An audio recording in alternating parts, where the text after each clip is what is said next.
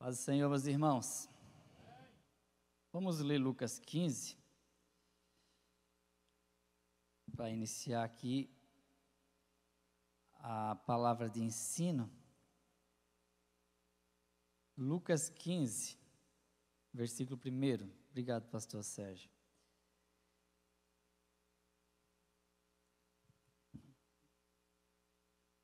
Lucas 15 e 1 diz assim: E chegavam-se a ele todos os publicanos e pecadores para o ouvir. E os fariseus e os escribas murmuravam, dizendo: Este recebe pecadores e come com eles. E ele lhes propôs esta parábola, dizendo, na verdade ele vai propor 3. A primeira aqui: que homem dentre vós, tendo 100 ovelhas, perdendo uma delas, não deixa no deserto as 99, não vai atrás da perdida até que venha achá-la? Depois o versículo 8, qual é a mulher que tendo 10 dracmas, se perdeu uma dracma, não acende a candeia e varre a casa, em busca diligentemente até achar? Versículo 11, um certo homem tinha 2 filhos, o mais moço disse ao pai, dá-me a parte da fazenda que me pertence. E ele repartiu por eles a fazenda. Alguns dias depois, o filho mais novo, ajuntando tudo, partiu para uma terra longínqua, e ali desperdiçou a sua fazenda, vivendo dissolutamente.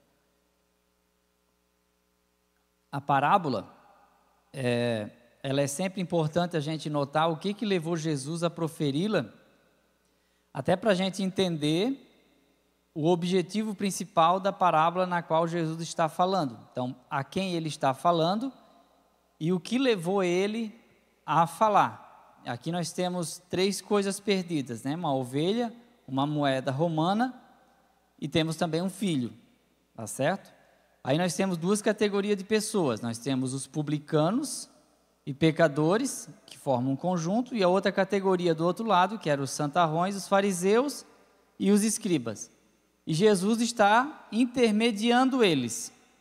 Então, assim, o que levou Jesus a dizer essas parábolas? Primeiro foi a acusação dos escribas e fariseus. Os escribas e fariseus, eles acusavam Jesus de andar com gente que não prestava. Só que a maioria das vezes ele andava assim mesmo, com o pessoal que não valia nada lá naquela época. Então, os escribas, quem eram? Os escribas, eles eram responsáveis por fazer cópias da lei.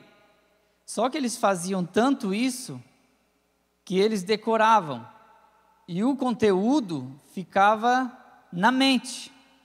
Então, era como se eles fossem a lei ambulante, como se eles fossem a Torá andando. Então eles eram consultados pelo povo, as pessoas perguntavam para eles, porque a maioria era analfabeta, e eles detinham esse conhecimento, não só as cópias, como também a interpretação delas. E um outro grupinho que sempre está associado aos escribas são os fariseus, que são zelosos. E esses fariseus, eles ocupavam, figuradamente, a cadeira de Moisés. Então nós temos aqui escribas, que eram os conhecedores da lei, os fariseus, que eram representantes de Moisés, e um Cristo que havia aparecido pregando, e que estava jantando, tomando café, conversando, com 2 categorias de pessoas, publicanos e pecadores. Quem eram os publicanos? Os publicanos eram judeus que trabalhavam para Roma. Então, assim, os judeus, eles tinham vergonha de ser escravos de uma nação pagã. A despeito deles terem essa vergonha, eles também tinham entre eles, da sua própria comunidade judaica, traidores que trabalhavam para o império. Então, assim, alguém ia lá e comprava de Roma o direito de cobrar impostos. E eles tinham o direito de chegar nas casas e dizer assim: quanto que você deve? Esse mês aí a minha produção deu 100 sacas de cevada. Beleza, o império exige 20. Mas a minha parte é 30. Com 20 do império, 10 é o meu pagamento.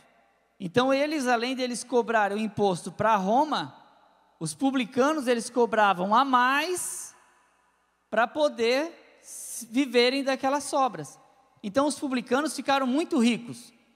Então por isso que quando você lê Lucas 19, você vai encontrar Zaqueu. Zaqueu, ele não é um publicano qualquer, ele é chefe dos publicanos. Ele montou um grupo que cobrava impostos para ele. Ele terceirizou o serviço. Agora imagina a grana que aquele homem não ganhava. Tá. Agora, Jesus chega e não tem nada a ver com isso. Aí eu queria pedir para o amado ali, vou começar a incomodar, é Mateus 9,9. Tem alguém aí, Daniel? É o senhor mesmo? É você mesmo? Então coloca para mim Mateus 9,9. O que acontece em Mateus 9:9? Jesus está passando numa rua que haviam várias coletorias. Aqueles lugares em que a pessoa ia voluntariamente levar os impostos, ou que o publicano já havia passado e levava lá. E Jesus, passando adiante ali, viu assentado na recebedoria dos impostos um homem chamado Mateus. Jesus não disse: ladrão, sai daí. Jesus disse: segue-me. E ele, levantando-se, o seguiu. Versículo 10. Aí começa a complicação. Aconteceu que, estando ele em casa, sentado à mesa, com esse publicano, e tinha mais alguns publicanos, e os pecadores, que eram os que não eram praticantes da lei judaica, assentaram-se juntamente com Jesus e seus discípulos. Além de estar comendo, eles estão aprendendo. Jesus está ensinando eles. Coloca o versículo 11, Daniel. E os fariseus, parecido com o que eu acabei de falar, de Lucas 15. E os fariseus disseram a seus discípulos: por que come o vosso mestre com os publicanos e pecadores? Isso é uma afronta, isso é um absurdo. Isso vai contra o nosso senso de justiça. Nós não comemos com pecadores.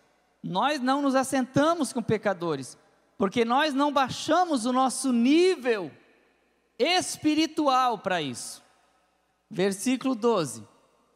Jesus, porém, ouvindo, disse-lhes: os sãos não precisam de médico. A gente só vai no médico quando está doente, principalmente homem. Tem homem que só vai morrendo, está passando mal, tem que arrastar para dentro da ambulância. Alguns homens, né? Por aí, eu também sou assim, mas tem alguns que são pior que eu. Assim, de muito falar, eu fiz os exames aí, de vez em quando eu faço, mas não é. Por isso que o casado vive mais. A estatística diz: casado vive mais. Porque tem uma esposa que diz: vai lá fazer exame lá. A gente tem medo de agulha, né? Então assim, eu vejo que é uma questão aqui. A primeira coisa, a ovelha. O que eu vejo nessa questão da ovelha perdida? O pastor, ele deixou 99. E eu olhei a parábola paralela de Mateus, parece que não é a mesma narração. O pessoal falou tanto de narrativa, que eu já tenho até medo de falar narrativa. A narração de Mateus 18, parece que a parábola não é exatamente igual. Alguns dizem que é igual, outros dizem que não. Mas a questão é que há uma questão de juízo, porque um pastor, e eu olhei, irmãos, várias versões de Bíblia, ele deixou no deserto. Eu olhei várias versões. A minha aqui diz deserto. Alguns dizem que deixou no campo. Mas ele deixou essas 99 em algum lugar. Não sei se deixou alguém cuidando, não há detalhes. Mas a primeira questão que eu vejo é a questão de juízo. Por quê? Jesus está falando para fariseus que talvez fossem pastores de ovelha, ou que soubessem muito bem o que era ser pastor de ovelha.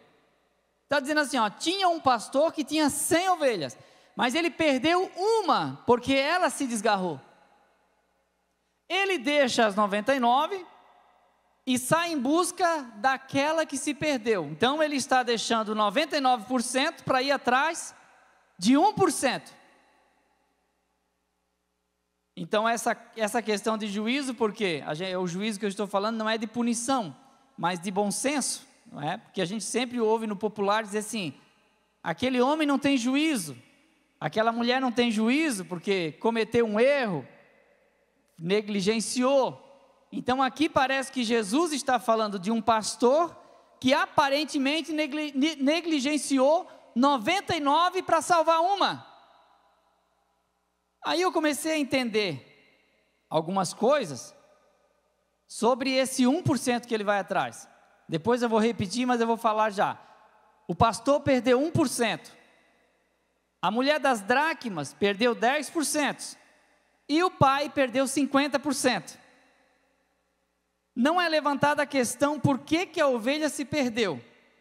Não é dito assim que ela foi longe demais, que ela não escutou o chamado do pastor, que ela se juntou com uma outra ovelhinha diferente, que ela foi para um lugar que não deveria. Não diz isso, só diz que ela precisava ser encontrada. A questão é que às vezes a igreja gasta tanto tempo analisando o porquê que aquela pessoa sofre, que a gente esquece de salvar. Por que está nessa situação? O que ela fez para estar assim? E a gente questiona, né? E às vezes quando vão ajudar, eu vejo muita gente ajuda e depois assim, mas eu não vou ajudar mais porque tem filho, tem marido, tem mulher e tal. Mas aqui não é levantada essa questão. Aí eu coloquei aqui hipoteticamente, um mendigo entrou na nossa igreja, hipoteticamente. Ele entrou aqui todo sujo, maltrapilho, mas se arrependeu. Em 6 meses ele está aqui ensinando melhor do que qualquer um de nós.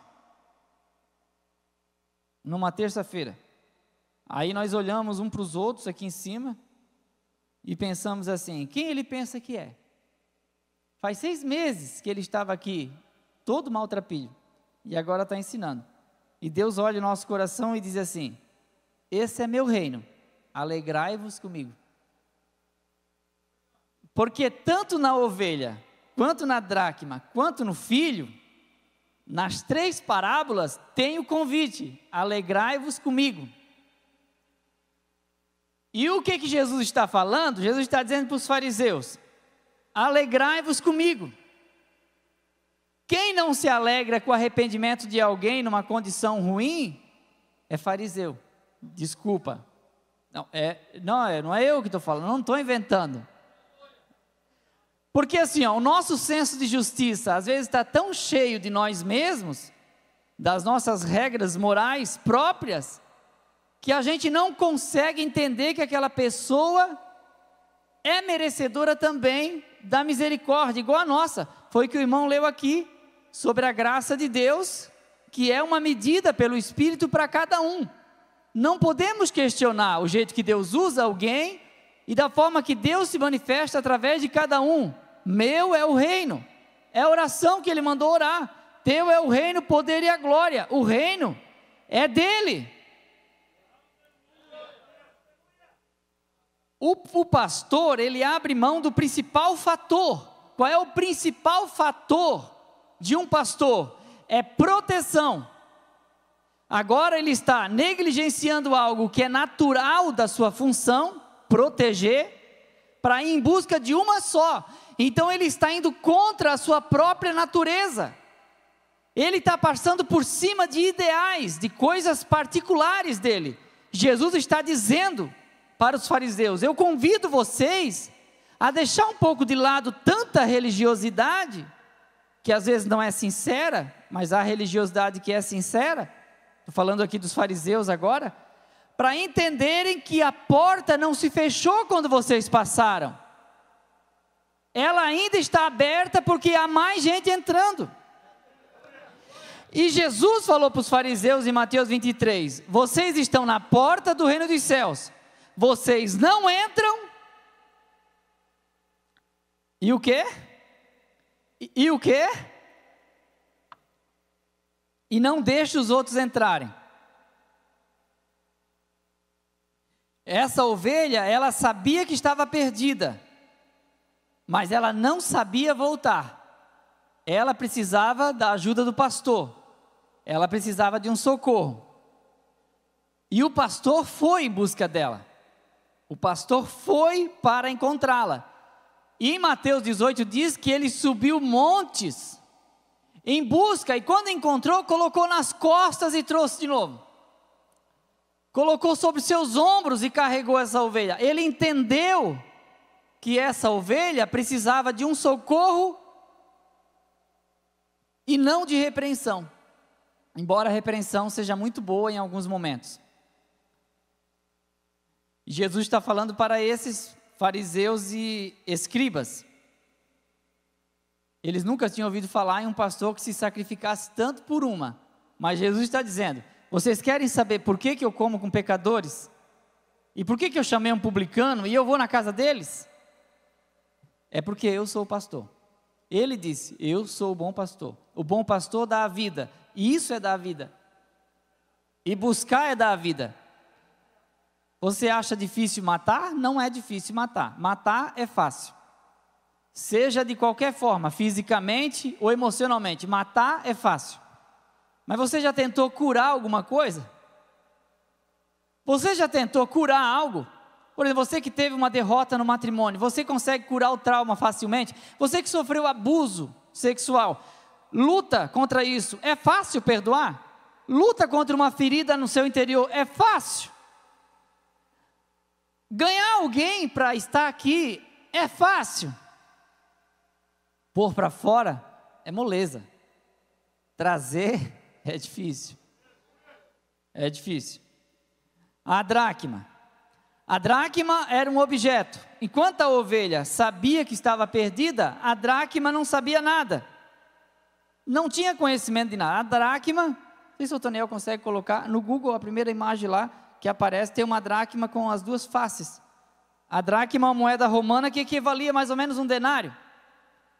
Um estáter valia 4 dracmas. Por isso que quando Pedro pegou aquele peixe, tinha um estáter. E um estáter, que era uma moeda romana também, valia 4 dracmas. E o imposto anual do judeu para usar o templo, eram 2. Então Jesus disse: paga o teu e paga o meu. 2 dracmas de cada um, é um estáter.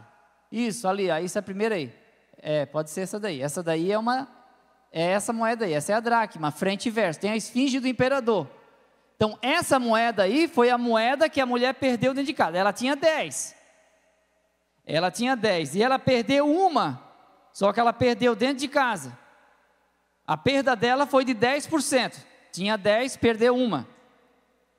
É triste quando a gente perde dinheiro e não sabe onde está. Porque a gente não sabe aonde perdeu. E dinheiro é tudo igual. Então, se alguém achou, não tem a sua foto naquela cédula, então você vai perder aquele dinheiro. Então, é angustiante perder dinheiro. E aí você procura. Quando a gente ganha um casaco, eu faço isso, não sei se os irmãos fazem. Eu ganhei uma jaqueta hoje. A primeira coisa que a gente faz é pôr a mão nos bolsos para ver se a pessoa que deu não esqueceu o dinheiro nos bolsos. Só que tem uma coisa muito engraçada, é quando a gente encontra um dinheiro que a gente não lembrava que tinha. Foi mexer nas roupas, achou R$100. Eu esqueci de gastar. Meio que pensa. A gente se alegra, parece que a gente ganhou. Mas é o seu dinheiro só. Que estava perdido, mas que agora você encontrou. Tá certo? Então a questão de juízo da ovelha é que o pastor deixou as 99. Mas aqui é porque ela não cuidou direito e perdeu uma. Aonde é que ela perdeu? No meio da poeira, dentro de casa. E essa dracma não sabia que estava perdida. Ela estava dentro de casa. E essa dracma já é uma outra categoria de pessoas. Talvez uma parte dos escribas e fariseus estavam como que dentro de casa, em se tratando da palavra de Deus, mas estavam perdidos. Mas como esse objeto aqui, eles não tinham consciência da necessidade do arrependimento. Afinal, eu sou fulano de tal. De que eu devo me arrepender? Sou filho de crente? Né? Só que nós temos do que se arrepender, né? Por exemplo, eu nunca bebi, nunca fumei, nunca namorei com outra mulher, só namorei com a Kátia. Com 17 anos conheci ela, com 18 eu casei, menos de um ano, do dia que eu conheci ela até casar foi menos de um ano. Uma namorada na vida, uma só mulher. Nunca entrei em baile, discoteca, nunca dancei. Obrigado, amado. Então eu sou o ex-gente boa. Eu não tenho testemunho ruim, mas eu era ruim como que era criança, sabe? Perturbado, assim, eu incomodava muito. Mas assim, eu poderia dizer, eu estou na igreja a vida inteira, mas eu posso me assemelhar ao filho que não saiu. Eu posso me assemelhar à dracma que ficou dentro de casa, mas estava perdida. E mais perdida é quem acha que não precisa ser encontrado. Mas graças a Deus que a vassoura não pergunta para a dracma, ela vai passar e vai te achar. Não é? Então assim, ó, às vezes a gente está meio perdido, né? Não sabe nem para onde vai congregar, está meio perdidão. Não sabe o que decisão tomar, não sabe o que fazer da vida. E a gente se assemelha muito a essa dracma. E o convite da mulher para suas amigas é: alegrai-vos comigo, mas é difícil. Porque encontrar alguém para se alegrar por a gente achar dinheiro é um perigo. Porque a pessoa que vai ser convidada vai querer que a gente gaste uma dracma para fazer um bolinho, para comemorar. Porque a palavra comemoração começa com comer. Comemoração. É o que participa de tudo, mas não pensa que precisa ser encontrado. Nesse caso, ele não se arrepende. É a dracma. Eu sei que tem histórias sobre as 10 dracmas, que é as economias de uma moça que vai ficar aguardando o noivo, e quando ele chega ela tem que ter as 10 para começar um casamento e tal. Tem isso, né? Tem outras questões de tradição que envolvem essa questão das 10 dracmas, mas dracma é grana, é dinheiro. E dinheiro aparece várias vezes aqui. A ovelha valia dinheiro, a dracma valia dinheiro. O que o filho pediu para o pai valia dinheiro, e o que ele gastou era grana, e ele moeu tudo. Mas Jesus não está levantando questões dos porquês, mas ele está falando para fariseus, e escribas, e doutores, são mestres da lei. E ele está explicando sobre a importância de se olhar com outros olhos para alguém. O filho, por exemplo, a ovelha se perdeu sem querer, a dracma não tinha consciência e se perdeu, porque alguém a perdeu. Mas o filho se perdeu porque quis. Ele quis. Foi uma escolha dele. Ele quis e ele entrou. E é a única pessoa na história que eu vejo na Bíblia que é extraordinária. Porque ele se meteu numa encrenca sozinho. Ele sofreu as consequências da escolha. Ele voltou sozinho e foi restaurado. Às vezes as pessoas se jogam no poço e ficam pedindo ajuda e puxando o outro para baixo. Esse aqui não, ele deu um jeito de sair, ele se resolveu. Agora uma questão que eu levanto sobre o filho: quem é que tinha a posse dos bens que ele exigiu? Porque ele disse, me dá. Quem é que tinha a posse? O pai. O pai estava cuidando bem? Estava cuidando bem? Estava cuidando bem. Quando mudou de mão, mas o pai cuidava. Então assim, ó, às vezes a gente tem tudo sob controle, porque a nossa dependência em Deus está tranquila, então está tudo na mão de Deus, a gente entrega para Ele. Mas de vez em quando Eliel vai lá e diz, Senhor, me dá essa parte aqui que eu me viro, eu vou fazer do meu jeito. Ele está entendendo? E quando a gente faz as nossas próprias escolhas, acontece igual o pródigo. A palavra pródigo é esbanjador. Aqui o pai perdeu 50%, né? E é interessante porque parece que ele não sofre nenhum trauma no início. A gente, se perder um filho, a gente fica desesperado, mas parece que é mais hoje. Hoje parece que é mais assim, sabe? Antigamente parece que não era assim. Assim, parece que ninguém roubava criança quando eu era criança. Passavam a Brasília aqui na Areias, onde eu morava, na rua Pernambuco. O homem distribuía dinheiro, dava dinheiro, e nós ia tudo atrás. Nunca roubaram ninguém. E hoje a gente tem um medo do filho na padaria, alguém roubar. Eu acho que os filhos dessa geração nova são mais bonitos do que nós, quando a gente era criança. Porque na nossa época ninguém... E outra coisa, nem precisava roubar. Tinha mãe que tinha tanto que dava. Não, pode levar, eu tenho 8 aí. Você está entendendo? Antigamente parece que era assim. E uma coisa muito interessante sobre perda é que a maioria das pessoas que suicidam são da classe média para cima. A maioria das pessoas que suicidam aqui na nossa região é pulando de prédio. Geralmente é o dono do apartamento que pula.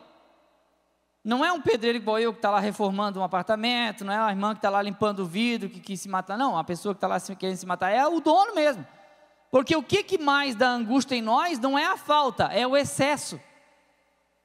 Você não vê um pobre se jogar de um barraco de madeirite e querer a morte. Ele sai daquele barraco e vai lá com o carrinho, levando aquelas latinhas para poder vender, para tentar salvar o filho da fome. E ele faz isso incansavelmente até 70, 80 anos, até morrer. E não pensa em morrer. Já quando há muitas opções e excesso, às vezes gera uma insatisfação. E isso bateu no coração do filho, porque ele tinha tudo, mas não valorizava nada.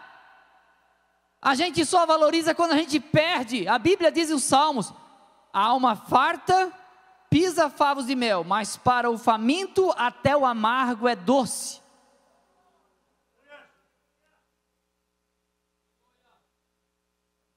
O detalhe é que a gente se acostuma com as bênçãos e esquece de ser grato. E aquele corinho faz a gente lembrar: conte as bênçãos, conte quantas são, recebidas da divina mão. Conte todas, conte. Tudo é bênção. Tudo é bênção e é dádiva de Deus. Uma coisa aqui, a questão do juízo aqui, porque já que teve a questão do juízo, o pastor deixou os 99. A mulher não teve juízo, deixou perder. E o pai não teve juízo, que deixou o filho embora. Não, eu não vou deixar você. E tem pai assim que agarra no casaco. Não, não vai, meu filho. O pai falou nada. Pai, me dá a parte da herança. Quer em Pix, cheque, cartão? Quer agora? Agora. Está aqui. Falou nada. Eu que insensível, falta de amor. É isso. Quem já teve um filho aqui que saiu de casa na hora errada? Brigou, não quis ficar mais.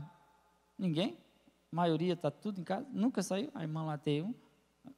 A maioria, acho que ninguém aqui, né? Então vou contar a minha.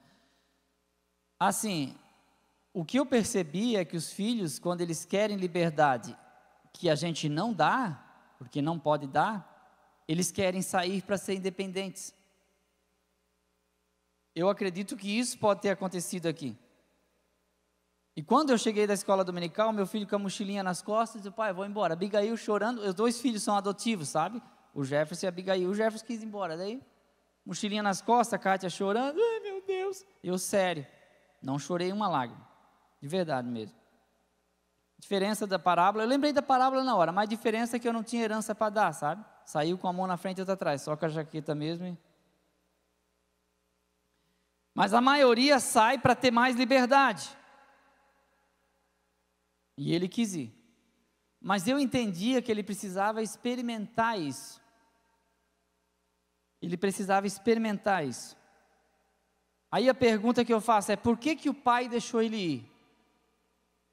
Primeira questão que eu levanto é que ele sabia que o filho precisava dessa experiência. O pai sabia que ele precisava dessa experiência. E eu sabia que o meu filho, ele iria ter essa experiência. Porque assim, irmãos, quando você tem fruta na mesa, comida na geladeira, luz, água, cama, ar-condicionado ou ventilador, e você não se preocupa com as contas, e isso por anos, você se acostuma e pensa que isso vem. Isso tem em qualquer lugar. E eu pensei que ele ia durar um mês, mas não durou. 15 dias ele ligou e disse: pai, posso voltar? Eu disse: mas lógico, já estava te esperando já. Uma coisa que ele teve a experiência, diz, e caindo em si. Quando ele cai em si, ele descobriu uma coisa que ele não havia descoberto em casa: o meu pai é bom. Porque foi a palavra, e caindo em si, ele disse: o meu pai é bom. Tem um hino que repete muito isso, né? O meu pai é bom, o meu pai é bom. Para quem não gosta de repetição, não escuta, porque você repete 200 vezes. O meu pai é bom, meu pai é bom, meu pai é bom. Por isso que eu me lembrei aqui. Mas também, eu não esqueço, meu pai é bom. O pai é bom. Só que o que fez ele cair em si, foi uma coisa, irmãos, que ensina mais do que qualquer livro no mundo. Nenhuma palavra de autoajuda ensina mais. Uma coisa chamada barriga vazia. A necessidade, a Bíblia diz, e ele foi para uma terra distante, e não tendo mais emprego, não tinha dinheiro, porque para festar tem amigo, mas quando acabar o dinheiro não tem mais. Ele desejou se alimentar das alfarrobas, que é uma vagem, uma planta que dá uma vagem, tipo feijão de vagem, que dá na planta e cai e os porcos comem, é nutritiva. Mas ele desejou, e começou a padecer necessidade. Ele cai em si porque ele entrou em necessidade. A necessidade ensina muita coisa. Quem nunca passou fome, não sabe o que é. Mas quem já passou, nunca mais esquece. Nunca mais. A fome é uma coisa terrível. O sentimento de ser pobre é uma coisa, agora ser pobre e não ter comida, não ter nada para comer, e a gente tem que inventar sei lá o que, não tinha nada, pedir a gente tem vergonha. A minha vida, durante um tempo, eu vivi assim, a gente ia no açougue e pedia osso para fazer sopa, a gente comia aquela sopa ali, era boa, mas às vezes era só sopa, água e sal, aliás, só osso. E eu gostava, e eu senti falta. Um dia eu fui no açougue, quis comprar osso, o cara disse, não vou te vender osso. Eu disse, não, mas eu quero fazer uma sopa com aqueles ossos lá. Ele assim, mas daquilo que eu já tirei a carne? Eu disse, a gente cozinha, põe tempero, põe mais alguns legumes. Ele, não. Ele disse, aí não tem nada para comer, meu filho. Eu disse, mas a gente se criou comendo, tem alguma coisa aí. Alguma coisa deve ter, porque eu não morri. Aí ele me explicou, não, então vamos fazer o seguinte, compra um mocotó, compra uma paleta não sei o que, põe lá que vai ficar legal. Eu disse, então me dá isso aí mesmo, dá isso aí. Porque a gente se acostuma, né? O problema de ser pobre é que a gente acostuma. Uma coisa, irmãos, a barriga vazia ensina muito. E uma coisa que a barriga vazia gera é gratidão. Gratidão. O meu filho nunca mais foi o mesmo depois que ele voltou. Pagar R$850 de aluguel, pagar a luz, a água, passar na verdureira, na padaria, comprar roupa, comprar tudo o que precisa e pôr crédito no celular, não é para qualquer um não. Quando a gente está dentro de casa, é mais tranquilo. Essa foi a minha experiência que eu tive. O pai sabia que o bezerro, aliás, o pai sabia que o filho voltaria. Por quê? A palavra bezerro está embaixo. Pensa que o bezerro já estava engordando quando ele saiu. Tchau, pai, tchau. Põe bezerro para engordar. Põe para... Não, pode separar esse aqui, como diz aqui em Campo, essezinho ali, que ele vai voltar. Por quê? Não existe nenhum outro lugar melhor do que a casa do pai. Não existe. Vai voltar. Ele sabia que o filho voltaria, ele sabia, não tinha dúvida que o filho voltaria, por isso que ele não insistiu.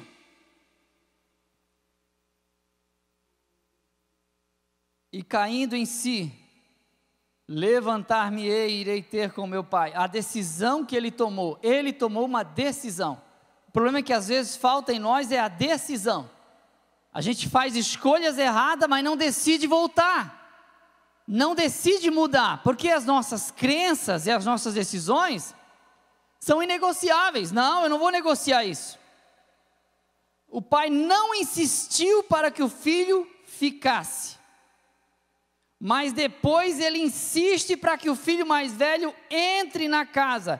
Eu acho que isso é uma coisa extraordinária. O pai deixou o filho ir porque ele sabia que o filho ia voltar. Ele sabia que o filho precisava dessa experiência. Ele sabia que o filho iria voltar mais cedo ou mais tarde. Por isso ele não insistiu. Mas agora uma coisa maravilhosa está acontecendo. É que ele faz uma oração.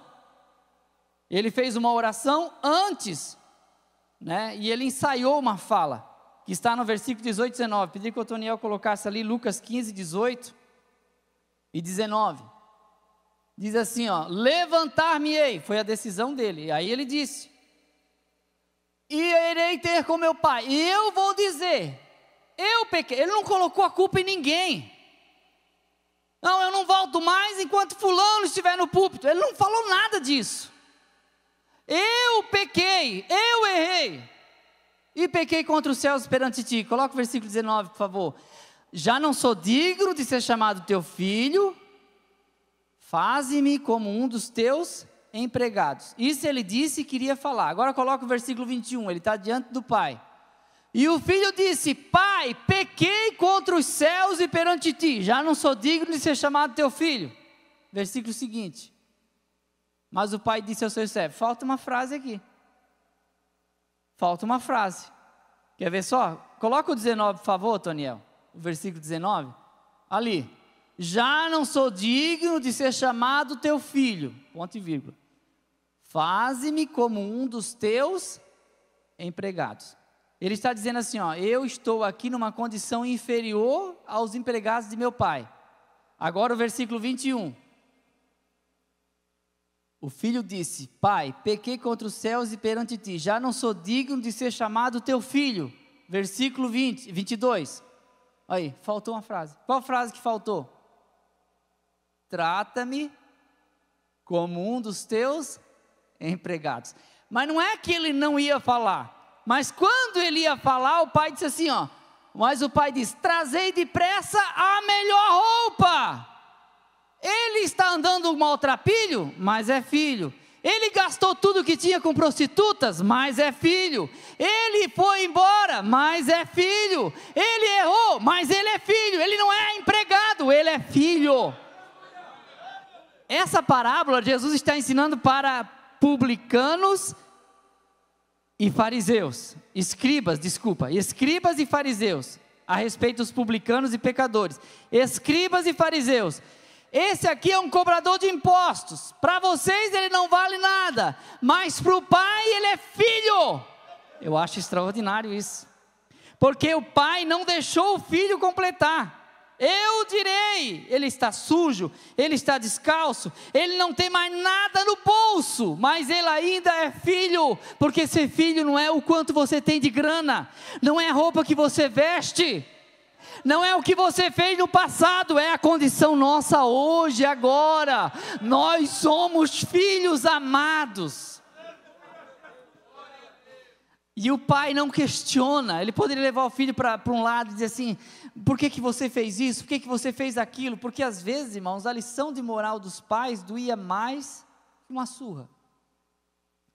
Tem um pastor amigo meu lá de Rio do Campo, agora ele foi lá para perto de Chapecó, ele tem 4 filhos, ele disse que os filhos se reuniram, já tudo adultos, já são pais também, e os filhos se reuniram e disseram assim, pai, a surra que o senhor dava doía, mas o sermão doía muito mais, porque nós pais, quando a gente começa a falar, a gente não para mais, e principalmente mãe, fala a mesma coisa sempre, por que tu fez isso? Não era para ter feito, eu não te avisei, eu te avisei, aí às vezes ela já viveu aquele momento, mas dali uma semana, lembra e começa a ficar brava de novo, eu não falei para você, mas não foi discutido isso, não, mas vamos discutir de novo esse problema, só que o pai não.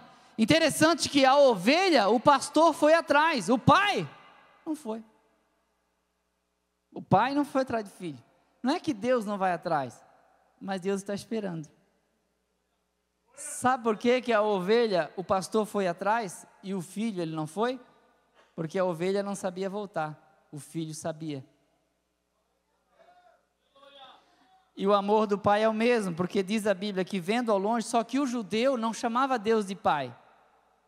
Eles não entendiam que Deus era pai. Quando Jesus disse, sou filho de Deus, eles queriam apedrejar Jesus. Só que Jesus disse, antes que Abraão existisse, eu sou. É aquele pronome relacionado à divindade. E eles não entendiam isso. E agora esse amor de pai, é o pai que Jesus está pregando para eles na parábola. Um Deus que espera, sem questionar e recebe. Não foi atrás.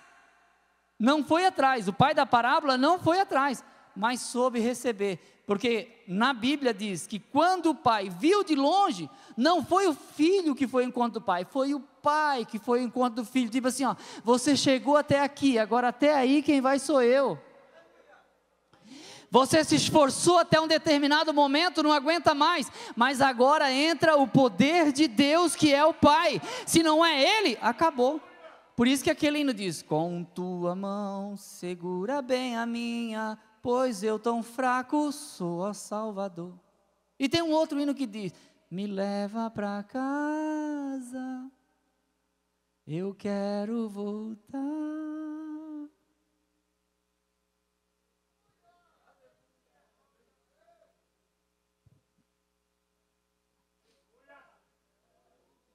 Agora, o melhor calçado, a melhor roupa, um banho, um anel no dedo, recebeu de novo, está dentro de casa, mandou matar o bezerro, colocou a melhor música, começaram-se as festividades, e a Bíblia diz que o filho mais velho estava voltando do campo.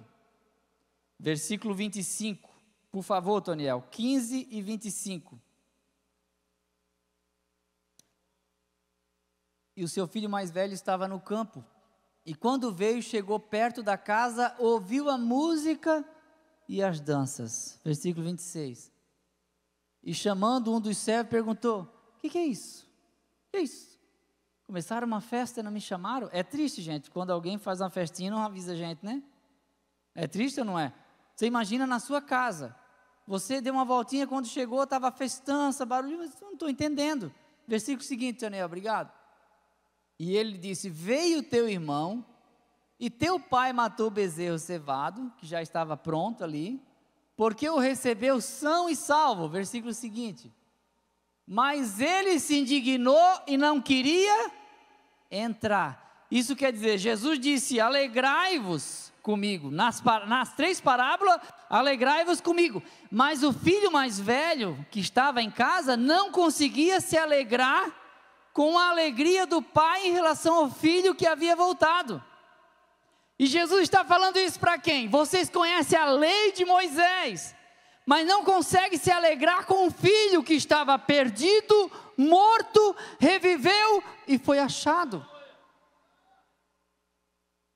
Agora o versículo seguinte: e saindo seu pai, rogava-lhe. Tem uma versão que diz: insistia para que ele entrasse. O pai não insistiu para o filho ficar, mas agora o filho mais velho está recebendo do pai essa insistência: meu filho, vamos entrar, vai ficar feio, todo mundo está lá, vão perguntar por ti, você não está. É assim que as mães falam, as esposas falam para o marido, quando a gente não quer aniversário da sogra, não vou. Vai, amor, vai pensar que tu está bravo. Mas respondendo, ele disse ao pai: eis que eu te sirvo há tantos anos, olha aqui minha carteirinha de membro, Assembleia de Deus, nunca transgredi um mandamento. Mentira, não faz isso, é feio. E nunca me desse um cabrito. Ele está questionando o senso de justiça do pai. Meu pai é mau. O pródigo disse: meu pai é bom. O filho que ficou em casa disse: meu pai é injusto. Eu sei que há um sentimento, e eu já tive ele, os irmãos já tiveram. A gente ora a vida toda por algo, não acontece.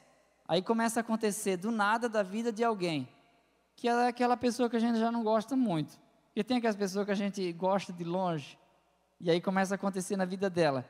Dá um sentimento ruim. E esse sentimento veio triplicado, quadruplicado na vida do moço que ficou em casa. Nunca me desse um cabrito para alegrar-me com os meus amigos. Eu não esbanjei seu dinheiro, não gastei seu dinheiro, e o Senhor nunca fez isso por mim. Versículo seguinte: e vindo porém esse filho, opa, acho que pulou um aí, é esse aí mesmo, Antonel, desculpa, eu que estou ficando perdido, está acabando já. Vindo porém este teu filho, tipo assim, essezinho aí, que desperdiçou seus bens com as prostitutas, mataste-lhe um bezerro cevado. Olha a bronca que ele deu no pai, hein? Ele não gostou nem um pouquinho da festa, pelo jeito ele não vai entrar. E é interessante que a parábola, se os irmãos lerem na continuação, ela acaba assim: ele não entra. Ele não entra. Uma coisa difícil a gente se alegrar quando Deus recebe esse pecador. E os fariseus tinham uma barreira muito maior. E Jesus está dizendo: alegrai-vos comigo, vocês são o filho mais velho, olha só. E Jesus vai e diz para os fariseus: as meretrizes e os publicanos vão entrar antes que vocês no reino dos céus. Imagina a briga que ele comprou. Por isso que os fariseus reuniram um grupinho e pediram aos romanos que matassem Jesus, porque tudo que Jesus falava ia contra aquilo que eles haviam elegido. Mas Jesus está dizendo: quebra esse tabu, porque eu estou fazendo uma coisa nova, diferente, muito melhor, para que todos cheguem e alcancem a graça. Agora sim, cheguemos com confiança ao trono da graça, para receber graça e ser socorrido em tempo oportuno. Só que uma coisa, irmãos, nós precisamos aprender a celebrar. A gente não celebra, não é? É seu aniversário?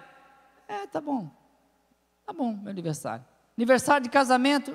De novo, a gente já fez, parece que foi esses dias aí. E eu sempre digo assim, comemore. Nem que seja 2 orelhinhas de gato ali, mas comemore.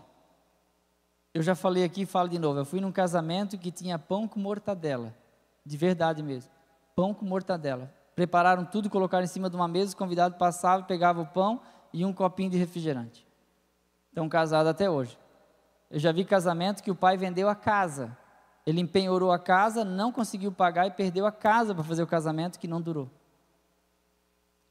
A vida não está nas coisas, a vida está nas pessoas. É aqui que a vida acontece. Aprendeu algo com a experiência do seu irmão? O que ele aprendeu? Eu tinha tudo e me acostumei, e eu acabei não usando as coisas. Vê se tem mais um versículo aí, Otoniel. E ele disse: filho, tu sempre estás comigo. A palavra do pai. O pai poderia dar uma bronca no filho mais velho, mas ele vira para o filho mais velho e diz assim: filho, tu sempre estás comigo, tu tem a mim, tem a minha companhia. Todas as minhas coisas são tuas. Olha que palavra extraordinária. Jesus está apresentando 2 categorias de pessoas só na parábola do pródigo. Tem o pródigo que merecia uma surra? Tem. Mas tem o que ficou em casa que também merece. E aí faço minhas palavras do irmão Ricardo. Esses dias eu estava sentado do lado dele na igreja ali, ele sentadinho do meu lado. Ele virou para mim e disse assim: Eliel, tem hora que dá vontade de tirar o Ricardo daqui de dentro. Ele falou assim para mim, sentadinho do meu lado. Fez assim com a mão ainda: tirar o Ricardo daqui de dentro e dar uma surra de corrente de bicicleta. Porque às vezes a gente não é grato por tudo que Deus tem feito por nós. A gente tem tudo e se acostuma com tudo, e a gente reclama quando a gente perde. Michael Schumacher venceu 7 prêmios mundiais de Fórmula 1, se tornou um dos homens mais ricos do planeta Terra. Escapou da morte várias vezes, que ele quase morreu. Mas quando ele estava esquiando, ele bateu em uma rocha, não se sabe ao certo, porque a família fechou, não dá informação, mas eu vi uma reportagem pela esposa dele, e ela dizia assim: a pergunta que eu mais faço é: por que com ele? Quando ela disse isso, eu me perguntei: quantas vezes não foi com ele? Porque quando Ayrton Senna morreu, ele estava acelerado demais para se manter na frente de Schumacher, porque Schumacher era bom, ia alcançar ele. E Ayrton Senna morreu, porque estava tentando ficar à frente de Schumacher. Quantas vezes não morremos, e a gente não agradece? Mas quando acontece uma coisa ruim, a gente começa a dizer: por que, Senhor? O Senhor podia ter livrado. O Senhor não trabalha para os que esperam no Senhor? Os anjos do Senhor não se acampam ao redor do que o teme e o livra? Por que aconteceu comigo? Por que eu tenho que sofrer assim? Por que só eu que tenho que andar de bicicleta? Por que eu tenho que sofrer com isso, com aquilo? Por que eu tenho falta? Eu gostaria de ter a vida de fulano, queria ter casado com fulana, podia ter casado com aquele homem. E a gente questiona muito, mas eu quero dizer essa noite, a mensagem é de gratidão. Por tudo que tens feito, por tudo que vais fazer, por tuas promessas e tudo que és, eu quero te agradecer. com todo o meu ser, te agradeço, meu Senhor. E o Pai diz: tu sempre estás comigo, tudo que eu tenho é teu, tudo que eu tenho é teu. Amém? Deus abençoe. Obrigado, meus irmãos, obrigado, pastor Carlinhos.